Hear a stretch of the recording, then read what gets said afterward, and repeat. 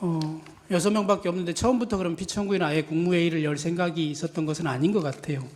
그건 저 모르겠습니다. 그런데 이제 증인도 아까 얘기했다시피 그 뒤에 국무총리인지 누군지는 정확하지는 않지만 누군가 국무회의 심의를 거쳐야 된다고 말을 해서 네. 그때부터 아마 부속실이나 이런 데서 연락을 했던 것 같거든요. 그 자세한 경위는 누가 연락했는지도 모르겠고요. 대통령께서 그때 어떤 생각을 갖고 계셨는지는 더더욱 제가 알 수가 없었습니다. 그때 집무실에서 피청구인이 했던 말 뭐 다 기억은 못 하시고 주 신문상에서 몇 가지 나왔는데 혹시 이런 말도 들었나요? 이거는 비상계엄을 선포해야겠다라고 얘기하면서 이거는 비서실장도 수석들도 모른다. 네. 심지어 우리 와이프도 모른다. 와이프가 알면 화를 낼 것이다. 이런 말을 분명히 했습니까? 네, 분명히 하셨습니다. 그때 국무위원 의사정족수인 과반수가 참석했다는 사실을 증인은 인지했나요?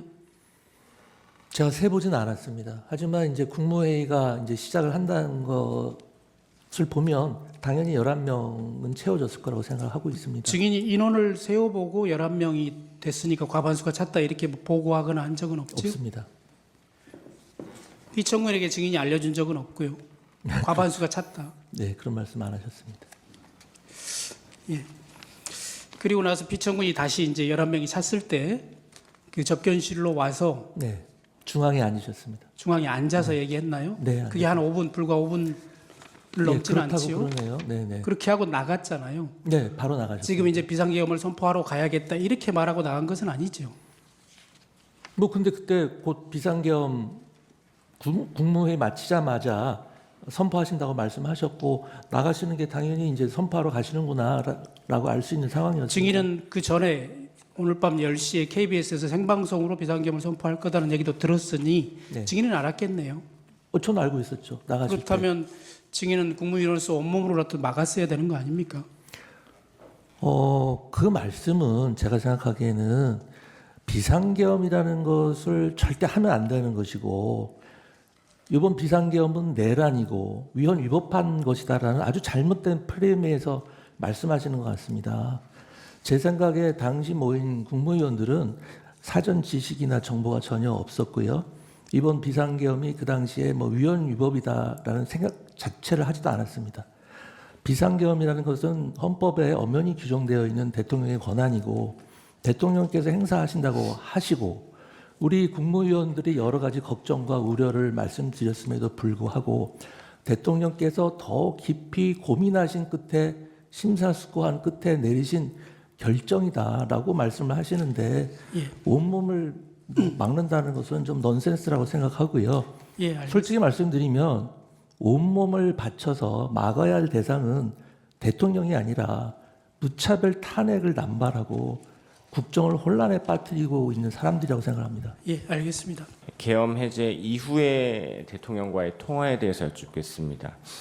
증인 2024년 12월 4일 13시 06분경 대통령에게 전화하신 적 있으시죠? 네, 있습니다. 당시에 증인 대통령에게 어떤 이야기 하셨나요?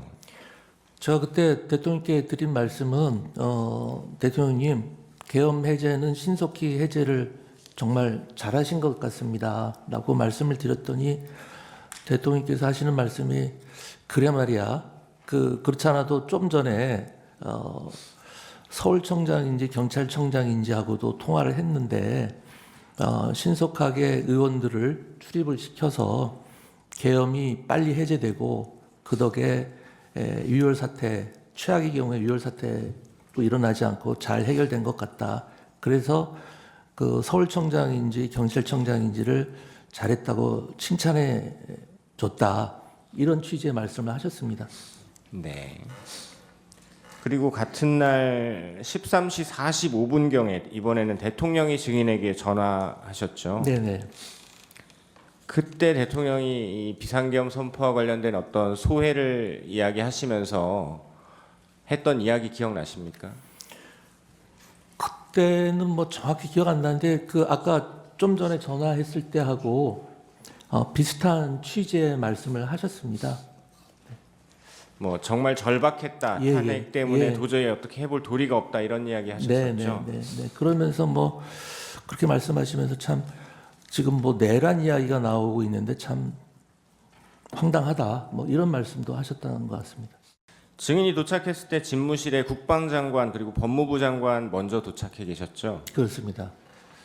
증인이 이렇게 집무실에 도착하고 약 2분 정도 지난 시점에 대통령께서 국무총리도 들어오라고 하지라고 해서 집무실 옆 대회의실에 있던 국무총리, 통일부 장관이 들어왔고 잠시 뒤에 외교부 장관, 국정원장도 함께 집무실로 들어왔죠.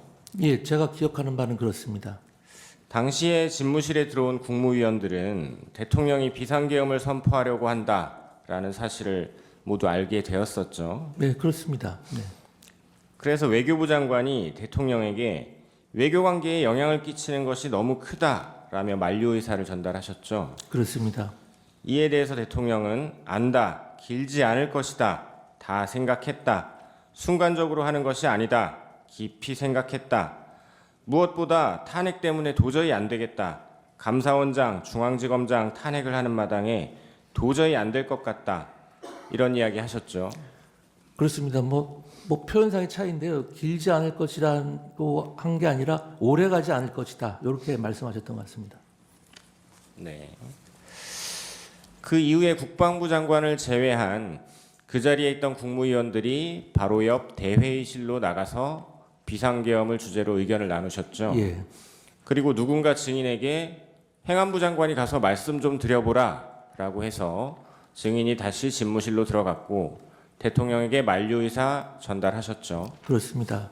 그리고 국무총리도 두세 번 집무실로 들어가서 대통령과 이야기를 나누고 나오셨죠. 예, 그렇습니다. 그 과정에서 누군가 국무회의를 해야 한다 네. 이런 이야기를 했고 그래서 국무총리가 대통령께 국무회의 의사를 확인하기 위해서 또 들어가셨었죠. 예, 맞습니다. 그리고 예정되었던 22시가 다가올 즈음 대통령이 국무위원들 다 오셨냐라고 물어보기도 했죠. 예, 그렇습니다. 다 도착하지 못했다는 말을 듣고 대통령이 다시 또 기다렸고 과반인 11명의 국무위원이 도착했다는 이야기를 듣고 대회의실로 나와서 앉으셨죠. 네, 맞습니다. 11명이 모였을 때 그 모인 국무위원들은 자신들이 모인 이유가 비상계엄 선포 때문이라는 것을 다들 알고 있었습니까? 네, 당연하죠. 네. 김용현 국방부 장관은 당시 비상계엄 선포문을 복사해서 나누어 주었다고 진술했는데 증인은 이 선포문을 본 기억이 있으십니까? 그 당시 워낙 경황이 없어가지고요. 제가 정확한 기억은 없습니다만 다른 분들이 그렇게 진술을 하시는 것 같습니다. 그렇다면 그분들 진술이 맞을 겁니다. 네. 대통령께서는 11명의 국무위원들이 다 모여서 이제 국무회의가 구성된 이후에 어떤 말씀을 하셨습니까?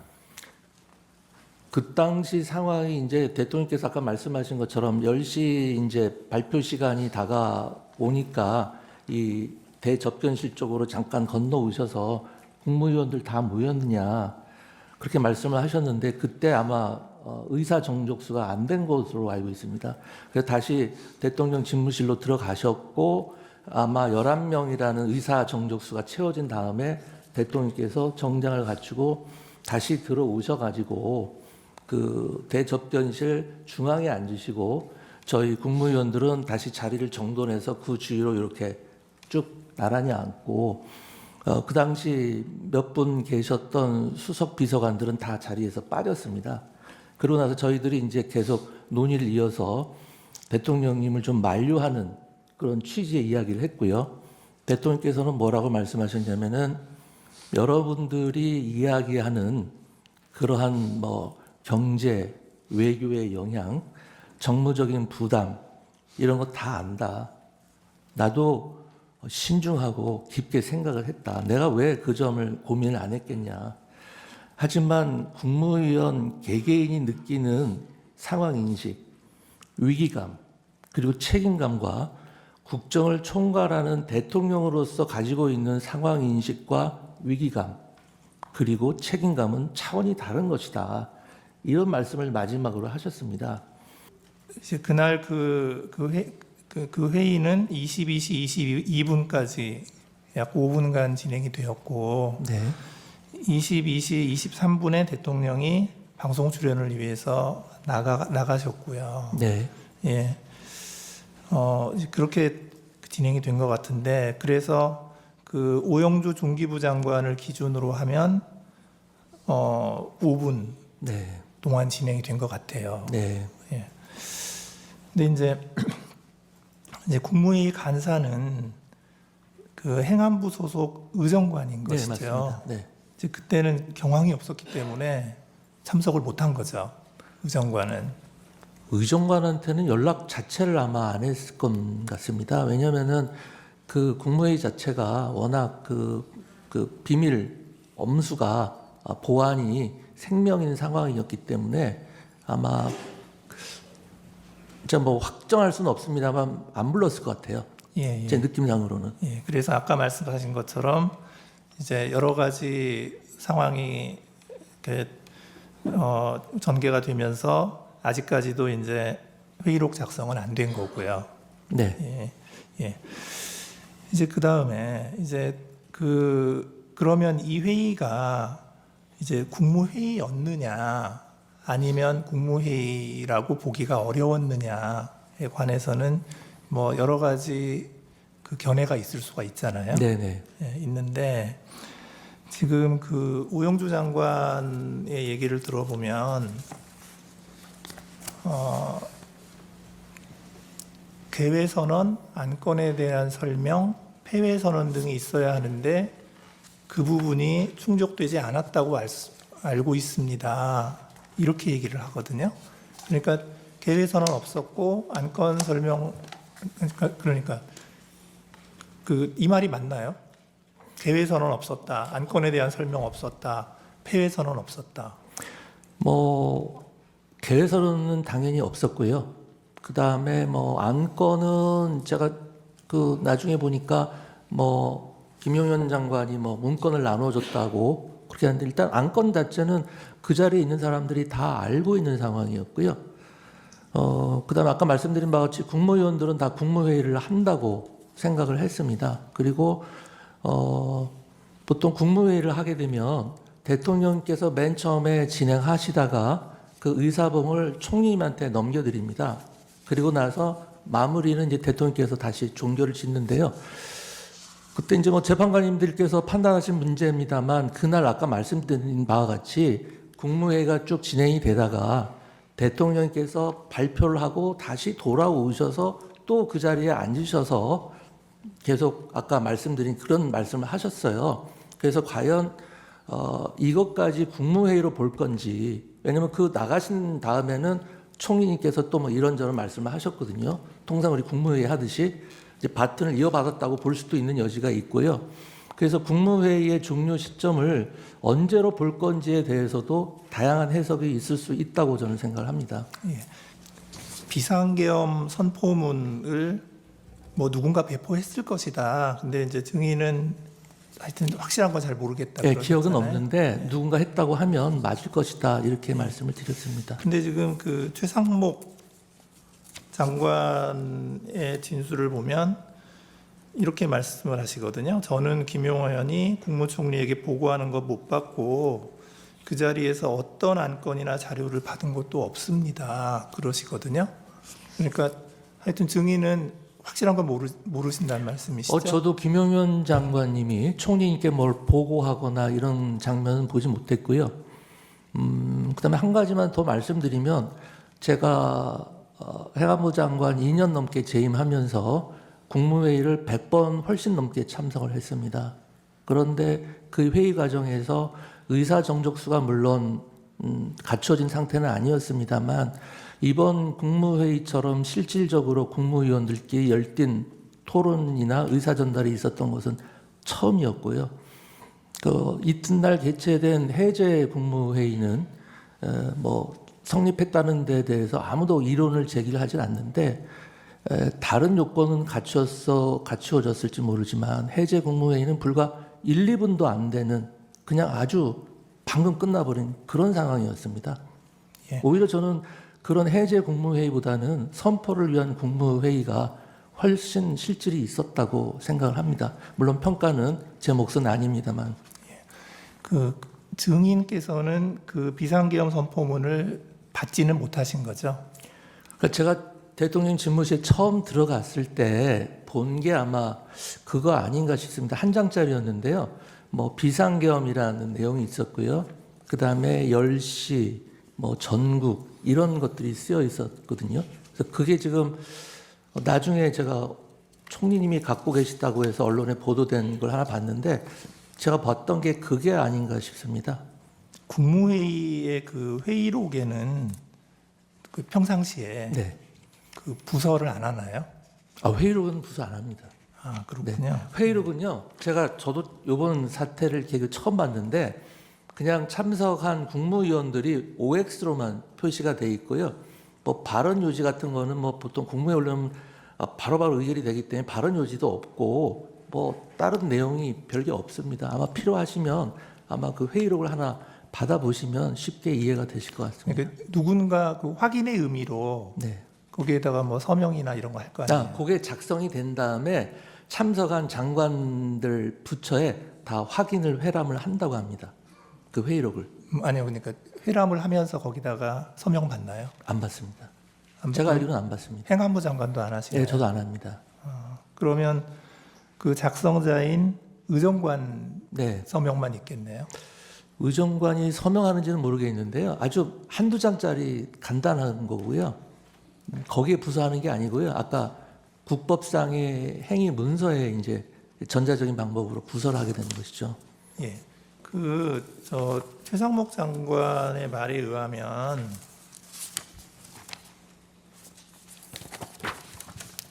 자리를 파할 때 누군가가 저에게 여기에 서명을 해달라고 해서 그제서야 이게 국무회의라는 외관을 갖추기 위해 오라고 한 것이었구나라는 생각을 하였습니다. 이렇게 얘기하면서 자기는 서명을 거부했습니다. 이렇게 말씀을 하셨거든요. 네. 최상목 장관은. 그 다음에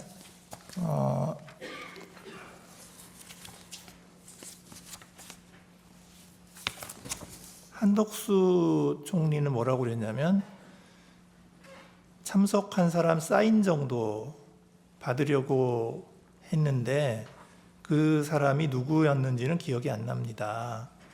그런데 국무위원 전원이 사인을 하지 않겠다고 해서 아무도 하지 않았을 겁니다. 이렇게 얘기를 하는데, 그리고 이제 최상목 장관은 한마디 더 하세요. 뭐라고 하시냐면 12월 4일 다음 날이죠. 다음 날 00시 40분에 그 소위 F4 회의, 그러니까 이창용 한국은행 총재, 김병환 금융위원장, 이복현 금융감독원장과 F4 회의를 진행을 했다. 그 자리에서 최상목 장관이 제가 서명을 하지 않고 나왔다. 나는 사퇴할 것이다. 라고 얘기했다는 거거든요. 근데 조금 이상한 게 평상시 국무회의 때 서명 안 하는데 맞습니다. 그날은 왜 서명을 받으려고 그러니까 했을까요? 저도 그 얘기가 왜 나왔는지 모르겠는데요. 저도 그 상황이 기억이 납니다. 아까 말씀드린 때 테이블이 굉장히 긴데요. 저는 이제 대통령 집무실 쪽 가까운 쪽에 앉아 있었고 저쪽에서 뭐 서명 어쩌고 뭐 그런 얘기를 하면서 서명 안 하고 갔습니다. 뭐 이런 얘기가 들리더라고요. 그래서 무슨 서명이냐? 서명이 왜 필요하냐? 서명할 필요가 없다라고 제가 얘기를 했어요. 근데 기본적으로 서명 얘기가 왜 나왔는지 모르겠는데요. 뭐 국무회의가 됐든 뭐 부서가 됐든 손으로 서명하는 경우는 없습니다. 전자적인 서명을 하는 것이지 그때 누가 왜 그런 얘기가 나왔는지 저도 이해를 할 수가 없습니다. 예. 서명하는 경우는 없거든요. 예. 다 전자 서명을 하는 것이지 다 자기 집무실에 돌아가서 그 한덕수 장관은 그 비상계엄 관련 국무회의의 요건을 충족하였느냐 이런 질문에 자기는 평가를 못하겠다. 네. 이제 그런데 자기 생각에는 간담회 정도 되는 것 같다. 이렇게 말씀을 하셨고요. 그 다음에 오영주 장관은, 중기부 장관은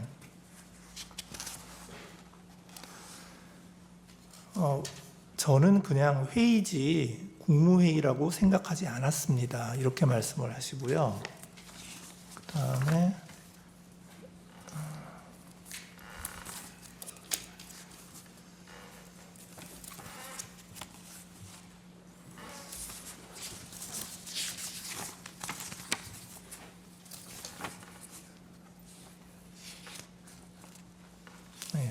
최상목 장관도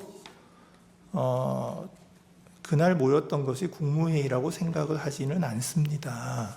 이렇게 말씀을 하시고 계셔서 참석하시는 분들이 내가 지금 국무회의를 하고 있구나 이런 생각을 못 하셨던 것 같거든요. 근데 증인께서는 네, 이게 지금 국무회의라고 생각을 하셨던 건가요? 그렇습니다.